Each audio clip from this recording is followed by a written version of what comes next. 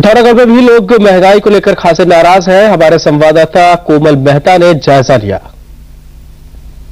महंगाई काफी तेजी से बढ़ रही है। ऐसे ही कुछ युवा और हमारे साथ हैं।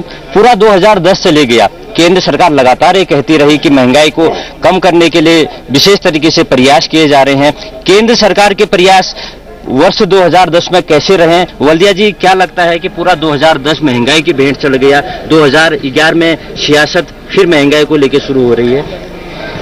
महंगाई को अगर हम उत्तराखंड प्रदेश में जनपद पिथौरागढ़ की दृष्टि से देखेंगे, आप पाएंगे कि जहां पर यह हमारा सीमांत जनपद है पूरे भारतवर्ष का, यहाँ पर अगर हम किसी भी खाद्य वस्तु की बात करें, अगर उदाहरण के लिए अगर हम प्याज ले लें, प्याज अगर दिल्ली में 60 रुपए किलो मिलेगा तो प्याज यहाँ पहुंचते पहुंचते 80 रुपए किलो, 100 रुपए किलो होना स्वाभाविक है। और जो महंगाई की मार है उत्तराखंड प्रदेश में तो वास्तव में पड़ रही है।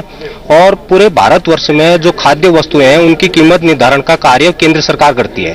केंद्र सरकार ने 2009 के चुनाव के बाद जिस प्रकार से महंगाई में काबू पाने के दावे किए थे, जिस प्रकार से उन्होंने कमेटियां गठित की थी, उससे कहीं पर भी ऐसा नहीं लगता कि महंगाई में नियंत्रण पाया गया हो। उल्टा जो कैबिनेट मंत्री, कृषि मंत्री शरद पवार जी हैं, हमारे वित्त मंत्री प्रणब मुखर्जी हैं, इनके आपस में विरोधाभासी बयानों से ये प्रतीत होता है कि जो हमारे देश में जो कालाबाजारी हो रही है, जो जमाखोर है, उनको इनके बयानों के बाद जो है बढ़ावा मिलता है। तो खरकवाल जी, 2011 की शुरुआत प्रधानमंत्री जी द्वारा ये पहल की जा रही है कि वो सर्वदलीय बैठक करें, महंगाई कैसे बढ़ रही है इस पे चर्चा करें। तो क्या एक आम आदमी को क्या लगता है कि जमाखोरों के साथ सरकार है या आम आदमी के साथ सरकार है? नहीं, सरकार पूरी तौर पे आम आदमी के साथ है और लोगों का ये कहना बहुत गलत है कि सरकार कुछ नहीं कर रही है।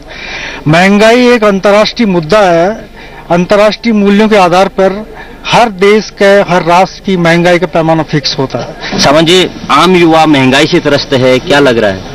आम युवा की जहां तक हम बात करें, पहाड़ी राज्य की बात करें, तो पूरे देश की जब हम महंगाई की जिक्र करते हैं तो पहाड़ में आते आते ये महंगाई और पहाड़ का रूप ले लेती है। आप अगर दिल्ली की बात करें तो दिल्ली में जो महंगाई है वो यहाँ आते आते इतना विकराल रूप ले लेती है कि पहाड़ की जनता उसको, उस बोझ को ढो पाना बहुत मुश्किल है पहाड़ की जनता के लिए। आज देखिए, आम नागरिक की जो जरूरत थी, प्याज ऐसी चीज है कि जो आम जो भोजन में पड़ता है, और प्याज ने कई सरकारों का उलटफेर भी किया है इससे पहले। तो आज प्याज के दाम आसमान छू रहे हैं। और मैं अभी सुबह न्यूज देख रहा था कि दिल्ली में जो मदर डेयरी में प्याज जो है स्टॉल पे सस्ते रेट पे मिलेगी। तो ऐसे दिन हमारे देश को देखने पड़ रहे हैं। हमारी तो यही सरकारों से मांग रहेगी कि आप अपनी महंगाई पर काबू रखें और ऐसी नीतियां बनाएं कि जब हम विकासशील रूप से अपने देश को बढ़ा रहे हैं, विकास की गति में बढ़ रहे हैं, तो जरूरी है कि महंगाई जो है विकास के कंधे पर बैठती है। और सरकारों को चाहिए कि अपनी नीतियों में परिवर्तन करें और नीतियां बदलने से जो है कि हमारी महंगाई कंट्रोल में रहेगी। इसका ऐसा है, इसका असर सबसे पहले तो बरसात के बाद जो पैदावार हमारे नासिक में प्याज पैदा होती थी तो वो सब बह गई। नई प्याज लगाने के बाद में जो इनने नई प्याज खोदनी हुई मंडी में ज्यादा आवक जरूरत हो गई, तो छोटी प्याज निकाल दे रहे तो कीमत उससे उछाल मार गया। फिर मुनाफाखोर जो बड़ी मंडियों में बैठे रहते हैं, आजादपुर है, हल्द्वानी मंडी, बरेली मंडी, इन लोगों ने, नफाखोर लोगों ने स्टॉक करके उसको अपने मनमाव भाग से बाजार में इनने छोटे आड़तियों को बेचना शुरू किया। तो इससे बाजार का भाव ऊंचा हो गया। इसका आदमी को लगता है जमाखोर इस देश में ज्यादा हावी हैं वनस्पत आम जनता के। बहरहाल पिथौरागढ़ की जनता को ये लगता है प्रधानमंत्री चाहे जो भी पहल करें, कम से कम महंगाई को तो काबू में आना ही चाहिए।